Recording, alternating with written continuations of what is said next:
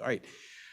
World leaders kicked off their two-day climate confab in Glasgow today and were urged by U.S. President Joe Biden to launch a, quote, decade of transformative action to fight climate change, which he called an existential threat to human existence as we know it.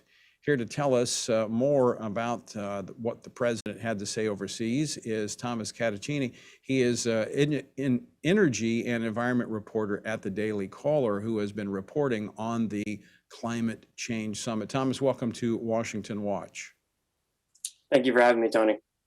So what were your key takeaways from the president's remarks today? Well, I think the key takeaways were, number one, just the setting in general, right? The president has to look around and recognize that, number one, China's not there, and number two, Russia's not there. They sent foreign ministers, and it's kind of a slap in the face, quite frankly. But in terms of what the president said, it's more of the same of what we've come to expect from the president, from this administration. A lot of platitudes, but very little specific actions. And a lot of, I think, people will see the speech and just, it's more of the same. It could have been a written statement like the Chinese president decided, or a video statement as the Russian president decided. But again, it's a lot of platitudes. It's a lot of promising big action. But it's very easy for President Biden to promise these types of things and proposals because he knows it will be a very easy political win. And at the end of the day, no one's really going to hold him to account. But he didn't have anything in hand because Congress is yet to pass his reconciliation bill, which has a lot of his green spending in it. Did he mention dollar amounts as he stood before these other nations? Well, there was no talk of real dollar amounts. What we know is from the framework in the current budget proposal, which is not really even, no one's really sure how far this is going to make it, but the latest proposal has about $500 billion, just about $550 billion in what Democrats say are clean energy proposals. And then the president has, in his speech to the UN a couple months ago, he promised about $11 billion in aid to developing nations to expand their clean energy and green energy. But again, that's money that's not backed by Congress. And the framework is money that sounds great on the surface, but there's very little detail, very little specifics for where that money's going.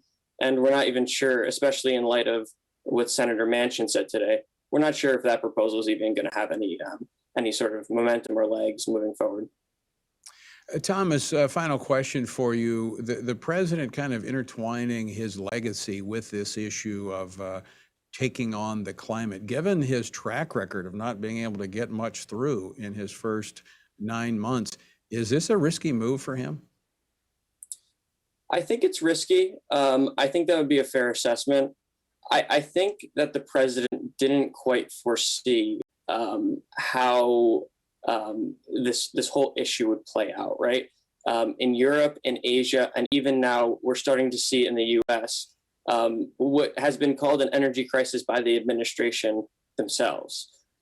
We see rising gas prices, rising coal prices in China, rising oil prices around the world.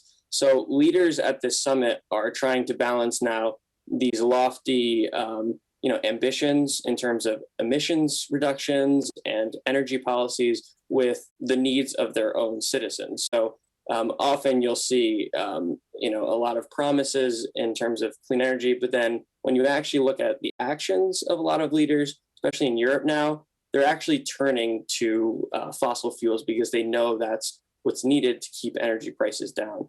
And in China, this conversation just cannot be had without focusing on China. They emit more than any other country in the world. And most of their energy is produced through coal, which is the dirtiest type of energy. And so the fact that the president of China is not even at this conference kind of says it all, in my opinion. I mean, in many ways, Thomas, is this not like us tying our hand behind our back in a competition in the global economy?